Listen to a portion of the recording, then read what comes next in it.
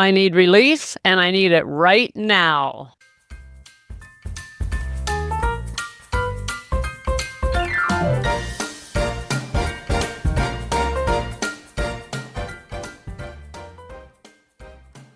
Hello, gals, and welcome to, you guessed it, Sober Living Snippets, where we live alcohol-free so we can heal those relationships, feel youthful again, and ditch regret and shame. Becca Jacobson here, delivering your Thursday snippet, coming at you from Snippet Land, addressing all the snippet lovers. Let's see, how many times did I just say snippet? Was it enough? I'm having fun with you gals, but we have a serious topic today, so we need a little bit of fun. As a matter of fact, is there really anything that serious about what we're doing here? Yes, there is. Because when we are allowing alcohol to rule our lives, waste our precious time, damage our health, plunge us into sadness, depression, confusion, regret, all of that, oh my God, that's serious. But that doesn't mean we can't have fun when we enter into our sober living life, right? That doesn't mean we can't have fun and joy and freedom when we begin sober living. So let's talk about the difference and why things are so much lighter. You know, I've told you before that I was sent over and over and over again to 12-step meetings in my 30 years of trying to escape the bottle. And so I know that program fairly well. And one of the things they call sobriety is happy, joyous, and free. That's what they say. I want to be happy, joyous, and free. And I'm like, yeah, I want some of that. Well, I never got it from the 12-step program. Lots of people do, but I didn't. But that is exactly what we get. And you don't have to go through a 12-step program to get it. Anybody, I would argue, who grabs on to a sober living path with guidance and does more than just quit drinking will end up happy, joyous, and free. Now, what does that mean? Does that mean that there's never difficult days? Does that mean that nothing bad ever happens? Does that mean we never have different moods? Does that mean we're suddenly saints floating on? No, and you know that. I don't have to tell you that. What happy, joyous, and free means that in general, generally speaking, overall, averaging out your days and your weeks and your months and your years, you are happy. Happier than you've ever been in your whole life. Why? Because the nagging dread is gone. When I look back, the only thing that made my life miserable was my inability to quit drinking. I remember thinking that many, many times. Oh my God, if I could just get rid of the alcohol, I would have no problems. Now, that didn't mean I didn't have problems. Let's see, I had my first husband was a desperate alcoholic, even worse than I was, so I had to deal with divorce.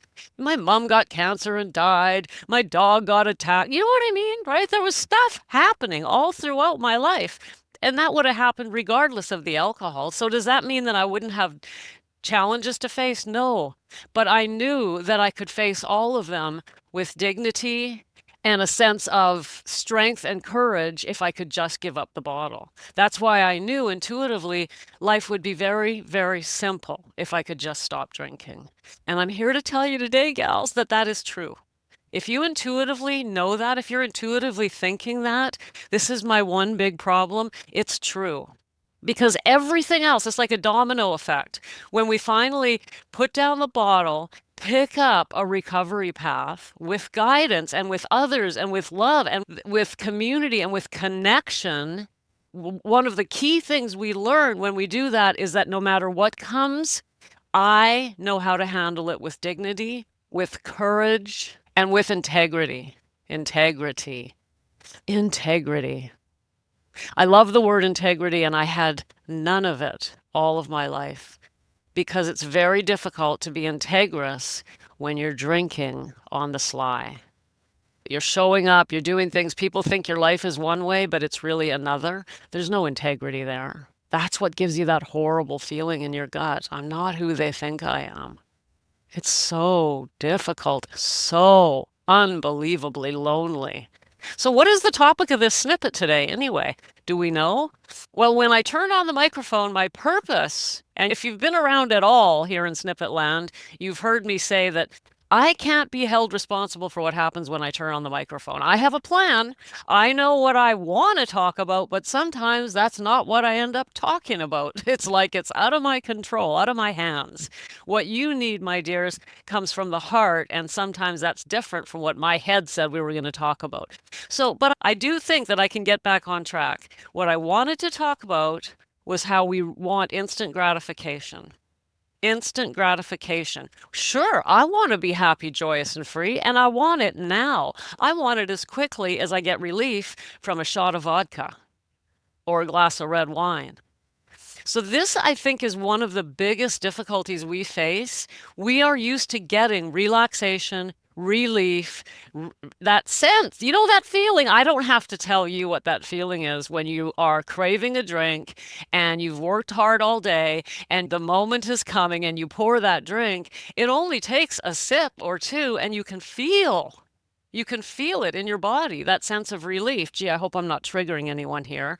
But it is very real and it is instant.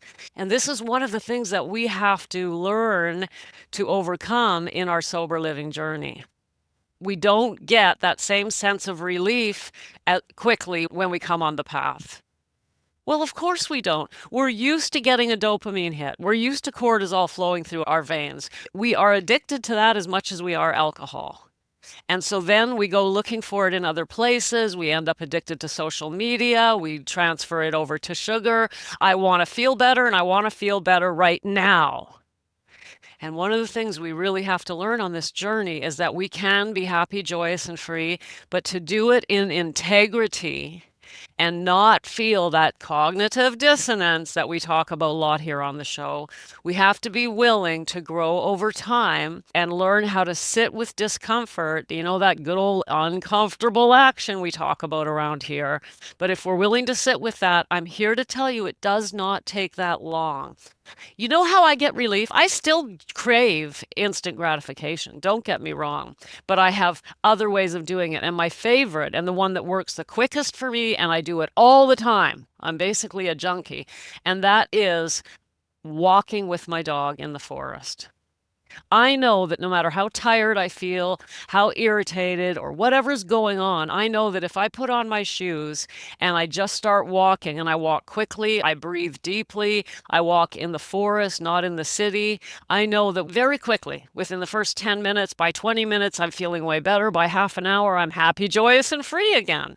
So there are ways, but in the beginning, there's a big difference between sitting down on the couch with alcohol and having to put on my shoes and go for a walk, and I'm tired. And so when you come into early sobriety and you think, oh my God, this sounds like a lot of freaking work, man.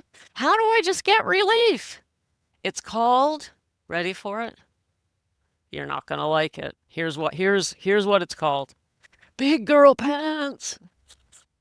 Those big girl pants got to come out, and you got to go, okay, well, you know what? This is going to take a little longer than a drink. It's going to take a little more effort than a drink, but I've decided I'm going to grow. I've decided that I'm all grown up now. I'm growing in emotional maturity, and I want true integrous happiness, joy, and freedom. We know the difference. But as grown-up women, as grandmothers and mothers, as women who've lived several decades, we know the difference between instant gratification and real and lasting happiness, the kind that doesn't give us that cognitive dissonance. And we know what that means. It means that we know we didn't really do what we wanted to do. We didn't follow through with integrity. And we also learn very quickly that anything worth having is worth making an effort. But overall, what I want you to know is that I do not live my life effort, effort, effort, effort, effort, effort. Every day is an effort. Oh my God, how am I going to? It's not like that. I'm light. I'm light. And I mean energetically light. I mean, I feel light-hearted. I feel light on my feet. I feel full of enthusiasm for what's coming. I've mentioned before, this is my 60th year on Earth, or I'm going to turn 60 in a few months. And I have never felt this good in my whole life. I've never felt like this. I didn't know that you could actually feel like this because I was weighed down by alcohol my whole entire life. Now, I know that not all of you experience that. I speak with many, many, many of you, and some of you haven't started drinking heavily until recent years. Some of you, your stories are all different. So maybe you've experienced that lightness in your 30s, or maybe you have experienced it in your 20s. Maybe you know what I'm talking about. And if so, then I'm here to remind you that you can feel that way. You remember that feeling of lightness, of happiness, of going to, maybe when you were first courting your special partner, maybe when you got married, maybe when you had your children. And if you've never felt it like me, I had never felt it, you are in for a treat.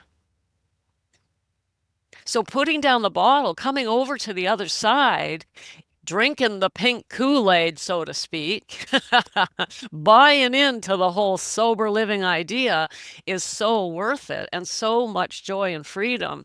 And no matter what your health is like, you can feel lighter, freer, happier, more joyous.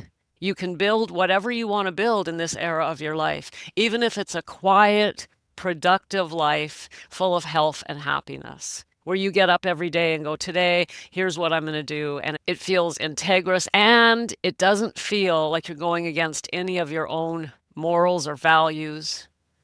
I mean, what a concept to not be going against your own values. I lived my whole life going against my own values. It's heartbreaking when I think about that Becca. I think of her in the third person always. I feel very bad for her. I give her love. I send her love. She needed love. She was lonely. She was sad. She didn't know what to do. She kept failing. Poor, poor Becca. And I'm just endlessly grateful that I got to come out on this part of my life feeling this way, because I actually thought for the longest time I was going to go to the end drinking and miserable. If you're wondering how you're ever going to do it, I'm here to tell you that all you do is you just do it. If you're waiting to be ready, stop waiting. I spoke with a woman recently who asked me, we were talking, we were on a call, and she went silent for a moment and then just said, "Well, how do you do that?" And my heart just broke for her because I knew exactly what she meant and I knew exactly how she felt. When we are considering putting down the bottle, it's just this feeling of emptiness, confusion, and fear because we don't know how to do it. And we think, how am I ever going to feel happy? And how do you live life without alcohol? How do I change? We're asking a lot of ourselves. We're asking about changing routines, changing habits. That is damn scary. That's why we wait. That's why we wait and wait and wait.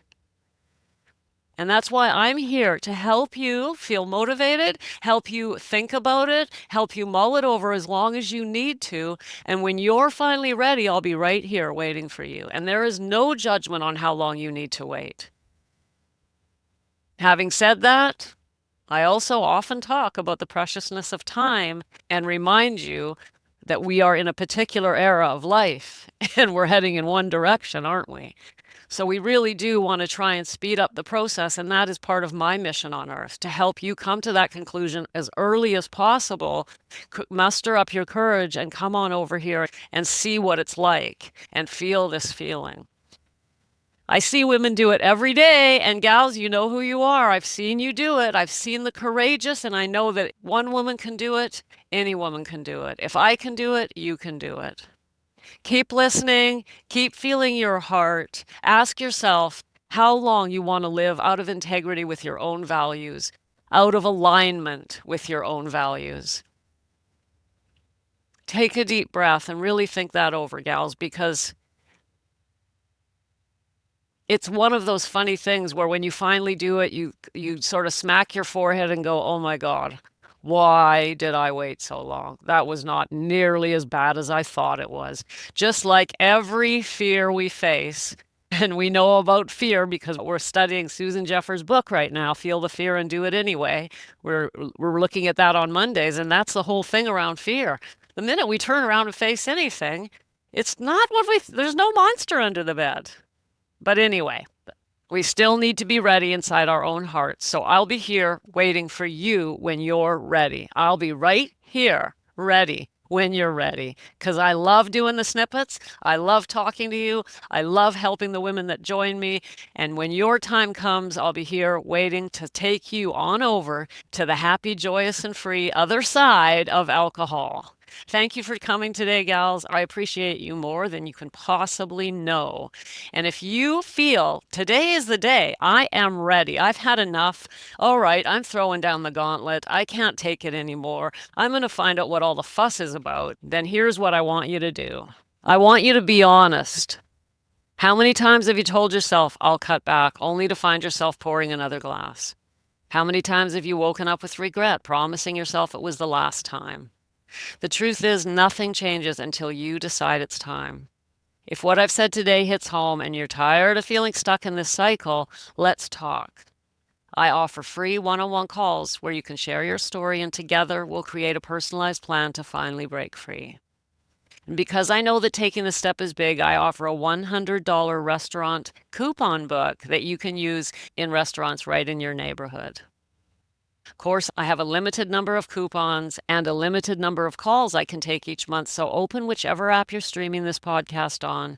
Go to the show notes of this specific episode and click the first link that says Book Your Call with Becca. It'll take you to my personal calendar where you can pick a time that works before they're all gone. This will be the decision that changes everything. Remember, gals, time is not renewable. Thank you for coming. I'll see you tomorrow for Friday's snippet. Onward and upward we go. Thanks for popping in. Be sure to come back tomorrow so we can keep your head on straight. Sending you buckets of love.